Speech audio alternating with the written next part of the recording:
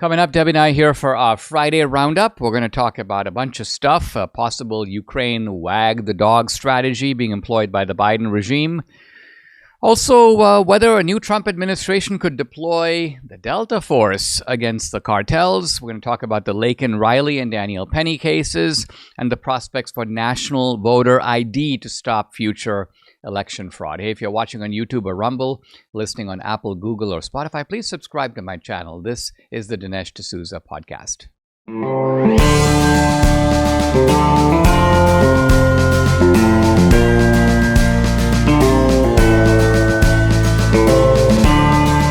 America needs this voice.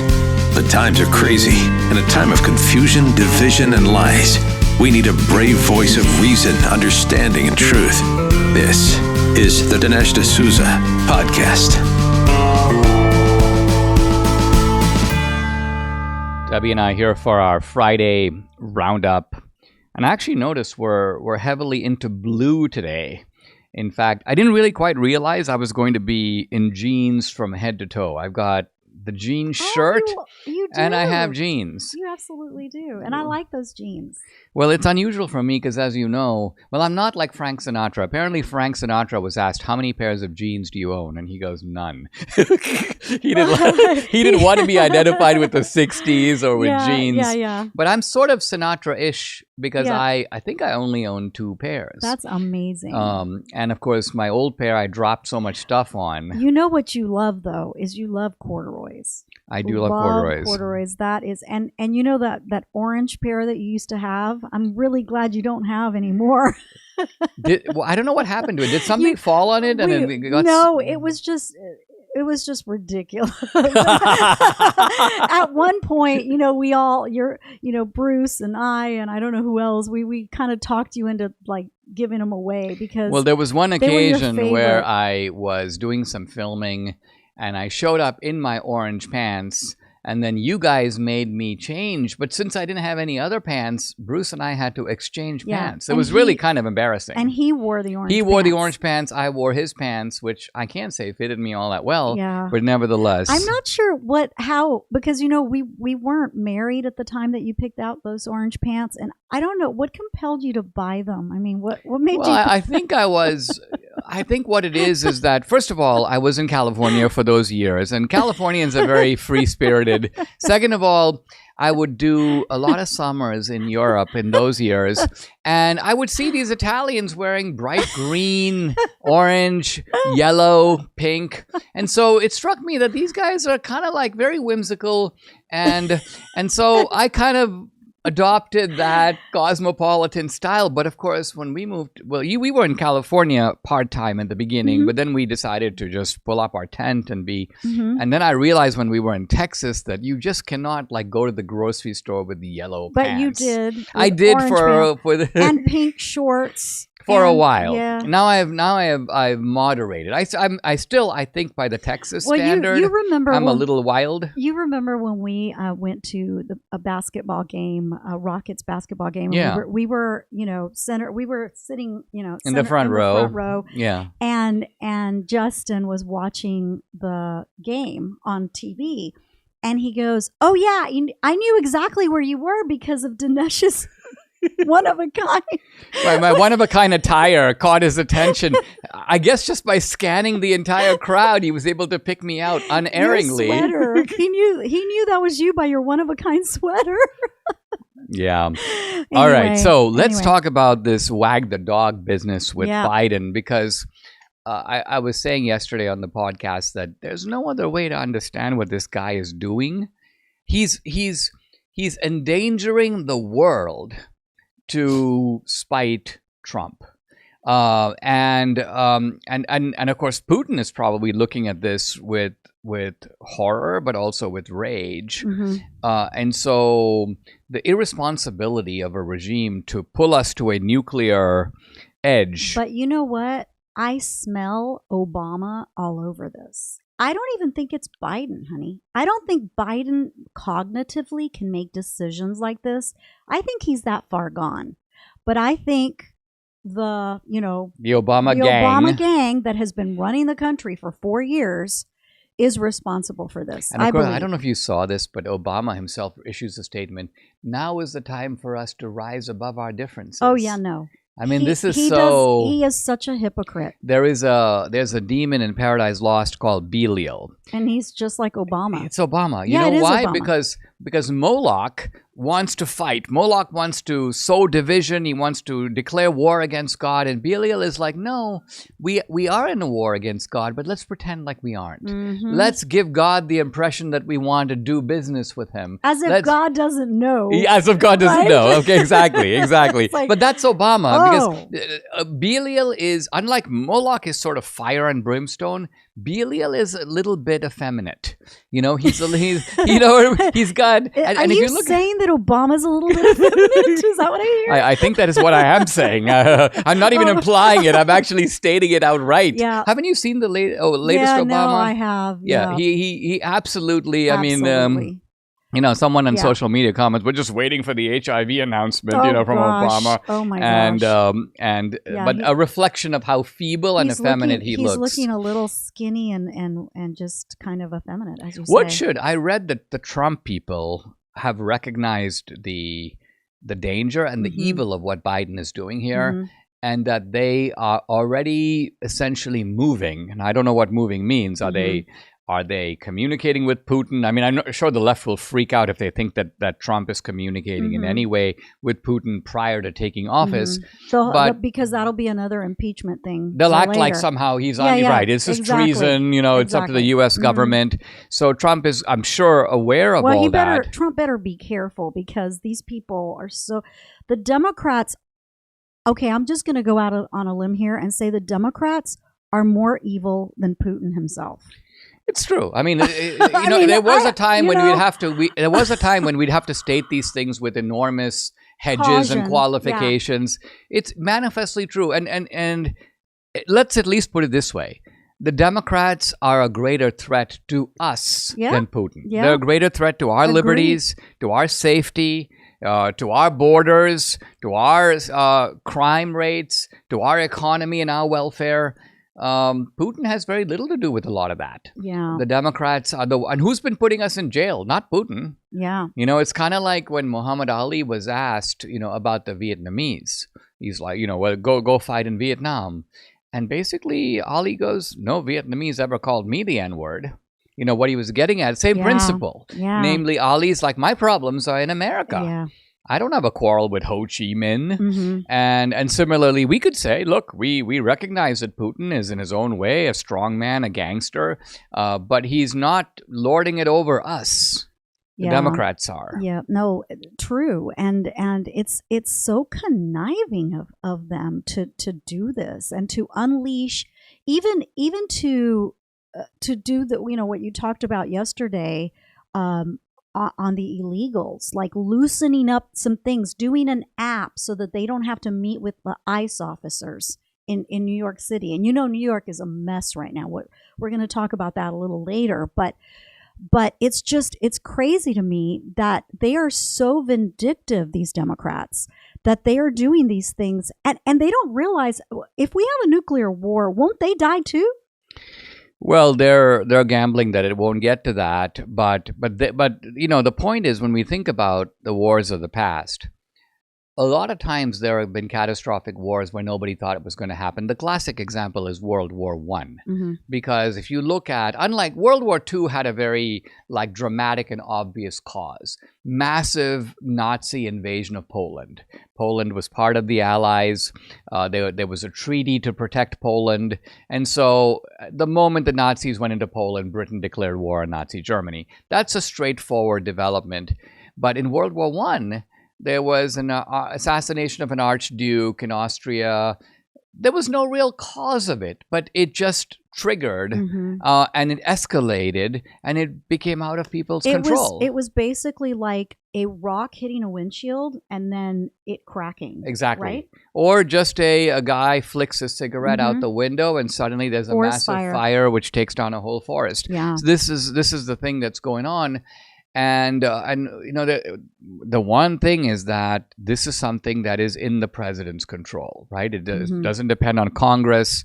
This is the Biden regime using its power irresponsibly in one area where they will still have it, and they will have it all the way to January 20th. I think the lesson for the American people is that this is a party not to be trusted with power, because Never, ever because again. it's not. We can't be a citizen so stupid as to say, we'll give them a chance and see what happens, and if they do a bad job, we'll vote them out. Because you've got to realize it doesn't take that much to completely destroy your way of life. And then to rebuild it is, And if you they're can trying. rebuild it at all. Look at COVID. Look what they did with COVID. Yeah. Right? Look at how COVID was such a horrific, not just the fact that they lied about a lot of things, but they closed down the economy for no good reason, because COVID was not that bad to close down the economy the way they did it. And so they left a complete mess. A huge dent. All to blame, Trump. And this is not even getting into the way in which the government was involved in the gain of function that produced COVID. Involved also in the cover-up that protected China. Involved in all the lies, all the censorship. So there was economic ruin, but there was also an unprecedented assault on our civil liberties. And I thought it was interesting how earlier this week Rebecca Koffler pointed out that in Ukraine there are no free elections. In Ukraine there's no normal democracy. There's no normal civil liberties. Zelensky's term is already up, but he's not stepping down. Why? So the pretext of war, just like a pandemic, is a justification for tyranny. Yeah, and she made a very chilling statement where she said, "I wonder if the Biden people are doing this not just to mess up the world for Trump, but to stay in power." It's even for me, it's a little far-fetched. That now that we've had the election, see, if they had done it before the election, then we can't have an election because we're at war. That would be ruthless and very evil of them to do. Well, it still is. It still is, but I think it's harder to do now. But once you have an election, I don't think there's any reason not to have a transfer of power, really, under any circumstances at all, because the people have already rendered their verdict. So I don't think they can pull that off. But Rebecca did suggest that it might have crossed their mind. Well, they might be trying. They might be trying. Yeah. We're dealing with some very bad people, and I'm referring to people running our own government right now. For those of us on edge and holding our breath for the past several months, we can finally exhale with relief. Work can finally be done on the major issues the country is facing. One of the most significant, though, is our national debt, and the fact is our nation is virtually broke. The debt is a house of cards that you cannot quickly get rid of or dismantle. And so the strategy for you, for me, remains the same. Diversify our savings, and that's why Debbie and I buy gold from Birch Gold. So many things are out of our control, even out of the president's control. It's important to have a safe haven for your savings. Birch Gold Group, my gold company, will help you convert an IRA or 401k into an IRA in physical gold. And the best news, it doesn't cost you a penny out of pocket. How do you get started? Well, text Dinesh to 989898. You get a free information kit. You have nothing to lose. Plus, right now through Black Friday, you'll receive a free 1-ounce silver eagle for every $5,000 purchased. Diversify your savings with Birch Gold. Text Dinesh to 989898. Claim your eligibility for free silver today. Are you feeling overwhelmed by the increasing cost of health insurance? Have you had enough of not having control over your healthcare dollars? Introducing Share Right. It's healthcare done the right way. At Share Right, you're not just a number, you're part of a caring community. Forget about paying excessive premiums. With Share Right, you stand to save 30 to 50% compared to health insurance. So think about what you could do with all those savings. And it's more than just savings. Share Right ensures you have access to the care you deserve precisely when you need it, from routine checkups to unexpected emergencies. With Share Right, your healthcare is their top priority. Empower yourself today. Take control of your healthcare costs. Visit shareright.org/Dinesh. You learn more. You can also see how much you can save. Visit shareright.org/Dinesh. That's shareright.org/Dinesh for healthcare done the right way. Let's talk about the issue of Trump pledging to draw on the military to deport these illegals. First of all, to me, it indicates a certain seriousness about this, because short of using the military, it's really hard to see how ICE by itself could round up 10 million people in the country, all scattered. Many of them, you don't know where they are now. They're addressed, they have a court date at some future point, but where are they? Who are they? ICE is not going to be able to do it on its own. So it's interesting. You showed me the video of Tom Homan, the nominee to head up this operation, and this guy he's got a funny way of speaking, but he's very straightforward, and it looks like he's like the kind of guy who's unmoved, because normally you're like, okay, well, you know what? We're just going to show some kind of crying illegals on CNN, and then we're going to get, Ana Navarro and all these characters, railing about it, and then the Republicans immediately run away from this. I think we're at a point where that's not going to happen. It's not going to happen in part because, first of all, the American people have said in surveys that they are on board with this, and not only that, the very groups that seemingly are affected by it, Hispanics, for example, are actually more in favor of deportations than whites. So there's no reason for Trump or for the administration to back off. And the only question is, can they pull it off? Yeah. Well, they seem to have a plan, right? And, Governor Abbott has been trying to to deport and stop from coming on the border, wanting to put the wall back up, all those things. And he hasn't been able to. Well, let me say something. I do think that Governor Abbott is in a way, the genius that has created the political annoyance that is now the backbone of support for the deportations. And here's why.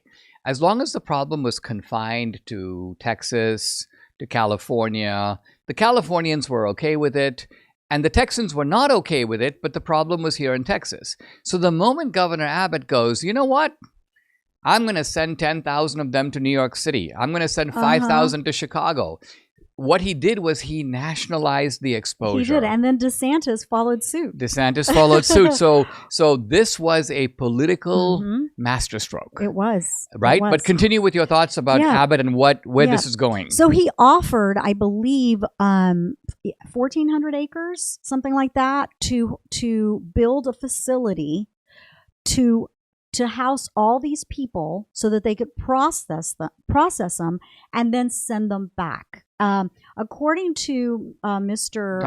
Tom Homan, he said that they were going to get these airplanes and that they were going to process these people, find out which country of origin they came from, get their papers from this country of origin. He said it would take about 2 weeks, and then just put them on an airplane and send them back. And remember, I told you last night, I said, well, I would be a little creeped out if I was one of the pilots because, you're thinking of all these Tren de Aragua, these Mexican gang members.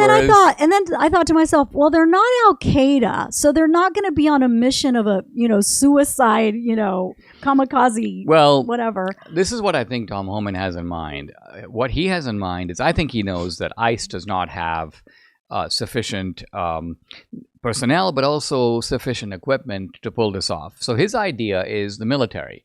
So he's talking about using military planes. If you use military planes, you're going to have guys with machine guns, and there's going to be no problem because, as you know and I know, and this is a topic we want to talk about in a little bit more detail, is the deployment of the military, not just to escort dangerous, in many cases, dangerous illegals back home, but also maybe to strike out against the cartels. Because the cartels have had this flourishing operation in drug trafficking, human trafficking. Well, I think the cartels are mainly responsible for the influx of all the Mexicans coming in. Right. All the illegals that have come in from Mexico. I'm not talking about Central America or South America, but I'm talking about Mexico, which is a large number, right? The people, the citizens are afraid of these people because what do? If you don't participate in these drug smuggling operations, they threaten your life, and in some instances, they will kill your family member, put their head in a suitcase, and send it to you. as a, you know what, this is what's going to happen to the rest of your family. Yeah. And so these people are frightened for their lives. So somebody has to stop them. And Trump had this brilliant idea of sending Delta Force. I mean, listen, if he did that, these people would be like wiped out, these cartels. Right. They would, because Delta Force. Because it's one thing to talk about the U.S. Customs, or it's another thing to talk about the border police. Oh. It's a whole different matter to send in the most highly trained SEAL teams. Absolutely. And essentially, it's like take out the crime families. You'd be doing a favor to Mexico too. You actually would be. But the other thing, that people are, oh God, here we go again. We're going to send in the military. We don't want to do we want to leave our military alone.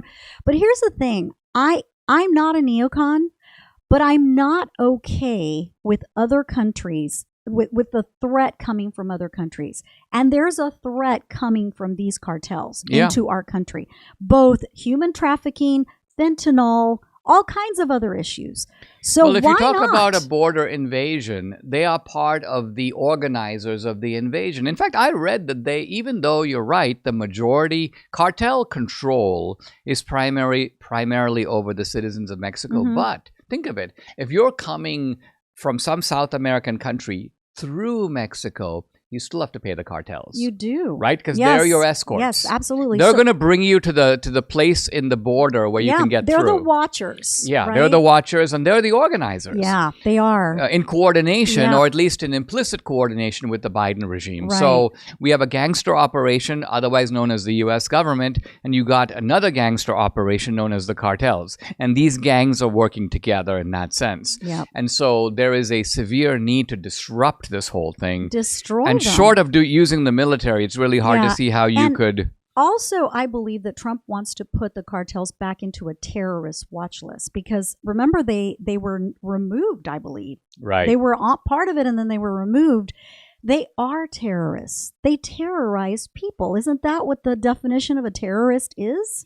Yes, and also you were telling me just a day or two ago that look at the chaos they're causing in this country, right? Not only are they preying on citizens, but you told me that the Mexican mafia is now getting into it with Tren de Aragua. Oh, so yes. the Venezuelan gang and the Mexican gangs in this country are fighting each other. Mm-hmm. And we've heard also about the black gangs in Chicago being threatened by the Venezuelan Tren de Aragua gang. And so there's tension there. Well, obviously there's, I think, maybe over 1,000 gang members from Venezuela, Tren de Aragua.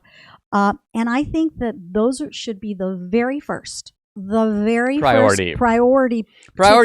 boarding to go back to Venezuela. Now, Maduro won't want him. Right. He doesn't want him back. However, I think Maduro should be on high alert right about now. Because I think what you're saying is that, and this is actually something we should talk about pretty openly, namely that there is an opportunity, and it may be a window of opportunity for Trump to produce regime change in Venezuela. I think so. I don't want to say what because I don't want to Well, we don't know what it would be, but what we do know is that the United States is in a position to carry this out very effectively. Now, it's very difficult to say why this is a bad idea because there is a consensus that this guy is not legitimately elected. He's a usurper.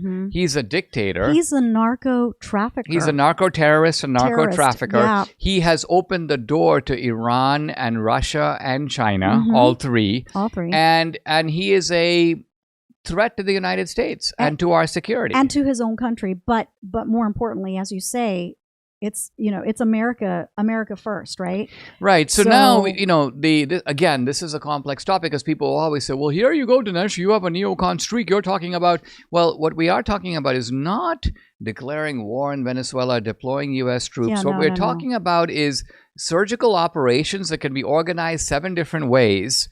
And Trump, we know, is not averse to taking out dangerous terrorists. Mm-hmm. Al-Baghdadi, Mm-hmm. Soleimani. Yep. And so Trump recognizes that there are really bad guys in the world, and all we're saying is Maduro is one of them. Oh, he's absolutely one of them. One of the worst, really. You also made the point, which I think is worth emphasizing, that a lot of times these dictators are surrounded by yes men. Yes. There are generals who are like, yes, sir, yes, sir. But part of what those generals are doing is protecting their own position. Well, as you know, my childhood best friend I do know. is married to one of his generals. Right.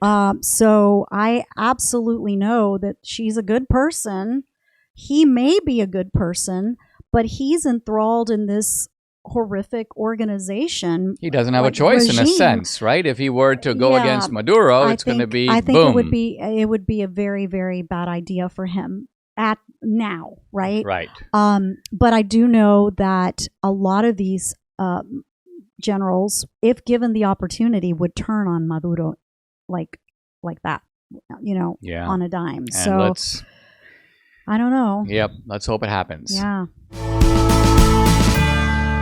The story of My Pillow is a testament to faith and transformation. Mike Lindell, once battling addiction, found a new path when he embraced faith and began following Jesus. In gratitude, Mike is excited to share an exclusive offer with our viewers and listeners. Right now, the standard My Pillow is available for just $14.88. It's a savings that's too good to pass up. There's a limit of 10 per customer, so don't wait. Take advantage of this amazing deal now with promo code Dinesh. Mike believes God gave him the idea for My Pillow in a dream, and it's designed with your comfort in mind. The pillow holds its shape. It adapts perfectly to your unique sleep position. It helps keep your neck aligned for the best night's sleep. And there's more good deals all around. Take home a 4-piece kitchen set for just $25. Enjoy the new mattress topper starting at just $99.99, or pick up the luxurious My Pillow bed sheets starting at $49.98. Here's the number to call, 800-876-0227. Again, it's 800-876-0227, or go to mypillow.com. Use promo code Dinesh and unlock huge discounts. Don't miss out. Order today. We are, guys, in a new era, and if you'd like to support my work, the best way to do it, become an annual subscriber at my Locals channel. I post a lot of exclusive content there, including content you won't find anywhere else that's censored in some cases on other social media platforms. On Locals, you get Dinesh Unchained, Dinesh Uncensored. You can also interact with me directly. I do a live weekly Q&A every Tuesday. No topic is off limits. I've also uploaded some cool films to Locals. It's Dinesh's movie page with documentaries and feature films. 2000 Mules is up there, the film from last year, Police State, and of course, you know about the new film, Vindicating Trump. If you're an annual subscriber, you can stream and watch this movie content for free. It's included with your subscription. So check out the channel. It's dinesh.locals.com. I'd love to have you along for this great ride. Again, it's dinesh.locals.com. Brian, right here in the studio, had a really brilliant observation, intended humorously, but I think there could be something to it. And Brian's idea is simply this: the new administration should simply purchase Spirit Airlines. Why? Because it's the perfect delivery vehicle for these illegals. Not only because it's bankrupt, so the airline is obviously going very cheaply, but Brian goes on to point out that the employees are well trained in handling unruly customers, right? We've seen all those videos where the Spirit Airlines employee, first of all, not only do they start screaming at the customers, but they use the F word to each other. They're not even, we're not even talking about customer service. We're talking about like coworker service. I mean, they hate each other. It's like unreal. I mean, I can't even believe it.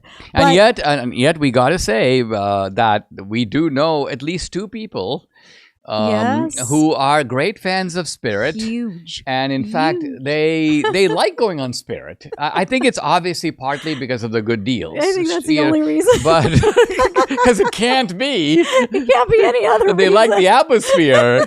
The entertainment. The Jerry Springer show right on the airline. You don't need any other entertainment, right? Oh, yeah. All right. So let's talk about what we want to talk about in this segment is the Daniel Penny trial, which is going on, and also the Laken Riley Yeah.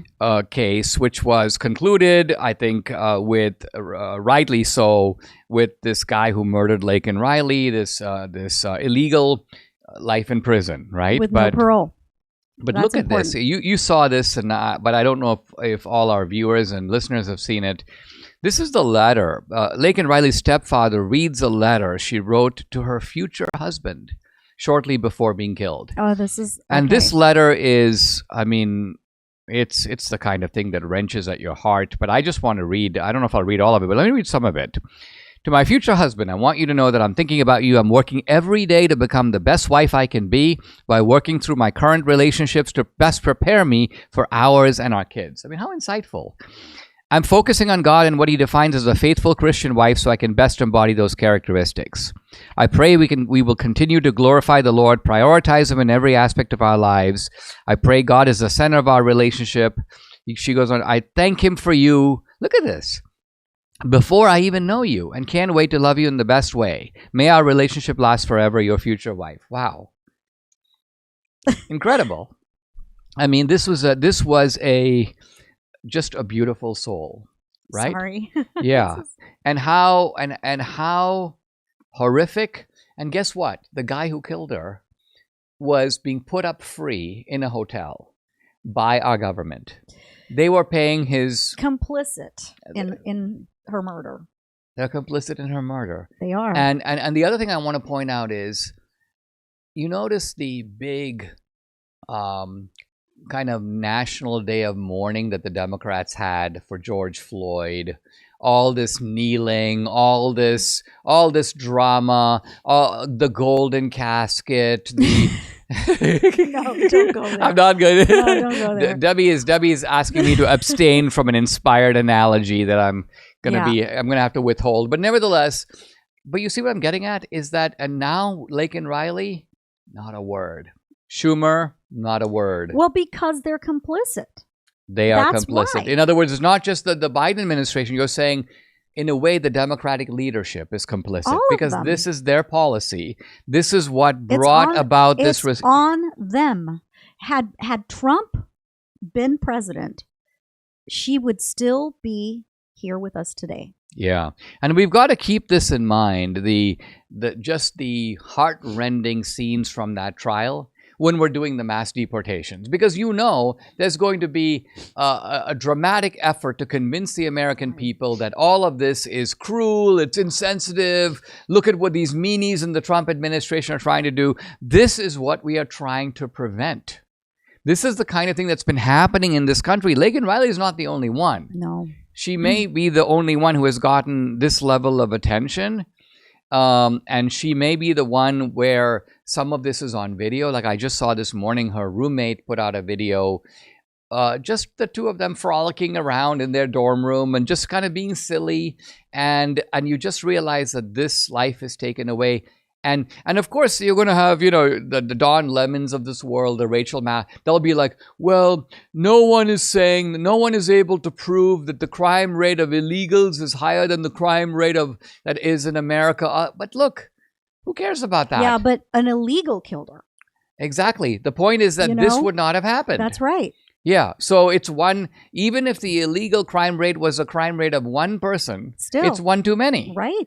And so this is a preventable death, and it's a death that... And this dude was part of Tren de Aragua. Just so, so people know that this is going to be, if we can't get these people out of this country, there will be more Laken Rileys. Laken Rileys, yeah. I mean, Trump made the observation in vindicating Trump that these countries are emptying out their prisons. They are. And then Trump said a very striking thing, which is very Trumpian. He's like, he goes, that's what I would do if I was in their position. Yeah. Which is Trump's ability to see the world from different angles and recognize that, look, you've got other guys, and they're, in a way, protecting the interests of their own country. They're like, look, if another country is willing to take the worst of the worst from our country, sayonara. Well, they're all really warped in Venezuela, let me tell you, because as I think I mentioned this a while ago, so these guys, these Tren de Aragua people, they had a prison in Aragua which is why they became the Tren gang de in Aragua. So the Aragua. train of Aragua. Aragua is the place, the Right. state where they lived. Anyway, so apparently Maduro built like a zoo in the prison for the families of these guys. So they were treated very, very well, these people. And those that got out of prison were like thugs on the street, but sanctioned by the government. So they could do whatever they wanted. So there was this, and my cousin told me that these guys basically would extort money from people, kidnap people. They were horrible people in Venezuela. Well, so I want to say two things about that. One is that these kinds of quasi-fascist regimes deploy street thugs, right? Yeah. The brown shirts, the black shirts, Antifa, and the colectivos in Venezuela. And the other thing is that in this kind of a regime, a collectivist, socialist, quasi-fascist regime, the really bad guys who are criminals are not treated as criminals. Mm-hmm. And the people who are treated as the worst criminals are always the political criminals. That's right. Which is to say the political dissenters. Well, look at Alvin Bragg right there. I was going to make the exact same point. We'll talk about that later. Namely, that the same thing is now happening in our country, where a January 6th protester who walked into the Capitol for 10 minutes and did nothing is a higher priority target of Merrick Garland than a murderer. That's right. So and Alvin Bragg with Daniel Penny.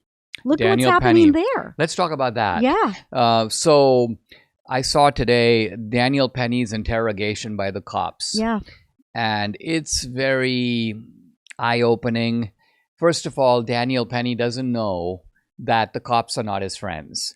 And yet the first thing they say to him, "Oh, you're a Marine." One of them goes, "Well, I'm a Marine." But you know what? I heard that the cops actually thought he was a hero. That it's not the cops. It's not the cops. They sent it to the DA's office. It was the DA, Alvin Bragg, that got him back in.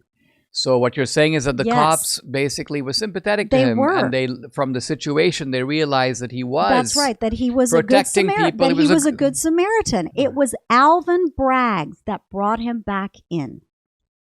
And now, I mean, think about what they're doing. First of all, I saw a very interesting tidbit, and I haven't been following the trial. I don't mean to get into the details of it, but it basically said that even though he choked that guy to restrain him, that guy was not dead. Mm-hmm. He didn't die. No, he didn't die then. Right. They took him away. They're supposed to render medical aid. That's right. He dies later, right? That's so right away, you have to ask the question, I suppose technically, if somebody is choked and dies later, you could still say he caused it. He caused the death. So maybe that's what they're going for.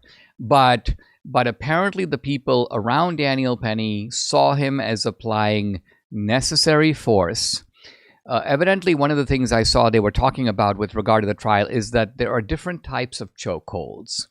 And there are chokeholds that are designed to restrain somebody. And Daniel Penny was using one of those. He was not just he was somebody trained to be able to apply force, and he was applying force in the appropriate manner. Yep. It's hard for me to see how you get a conviction, even in New York, even with Biden voters and Democrats. And this past week alone, Monday, 2 on Tuesday, 1 on Wednesday, these criminals in the in the subway, have either caused harm or murdered.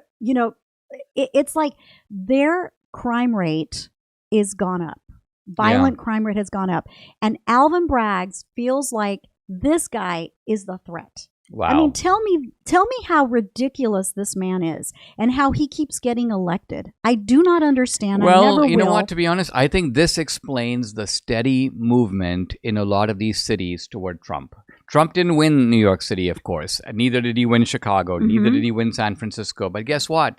Even in blue America, there was an uptick. Yep. The electorate moved, and in fact, it moved more toward Trump in those places than in the swing states. It's interesting, in the swing states, it moved 2 to 3 points, and in some of these areas, it moved 10 points. 10 points, toward Trump. So that tells you that politically, and it's very slow. Americans are slow learners, but the American people are taking notice.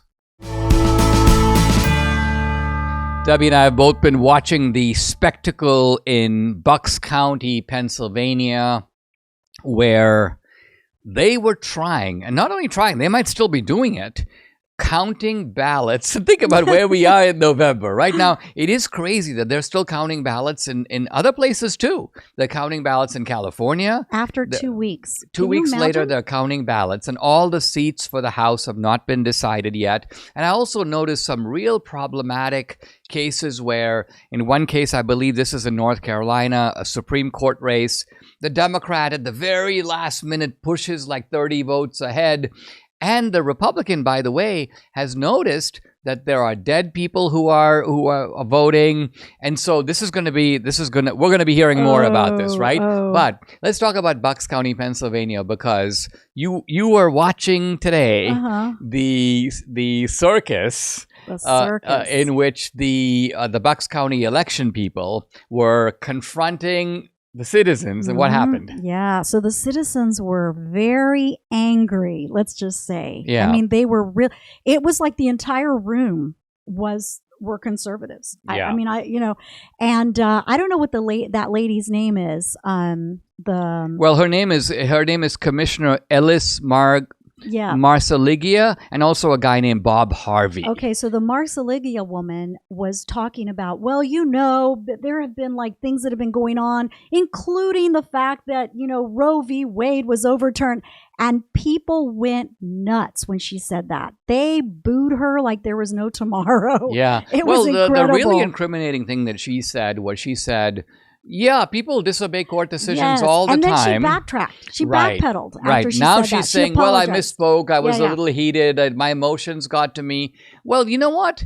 I was thinking when I heard that January 6th defendants could say, well, you know what? I was a little overheated. My emotions got to me, and therefore I disclaim any responsibility for my actions. That would never fly. Mm-hmm. So why should it fly in her case? It shouldn't. I saw Laura Trump, and she was saying, you know what? We're pushing ahead to get these people arrested. Good. And indicted. And that, it struck me, is a new